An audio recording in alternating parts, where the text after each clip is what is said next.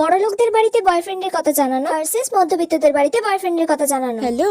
কি বেবি, কার সাথে কথা বলছো? আরে না না, কেউ না, আমার ফ্রেন্ড হয়। বন্ধু?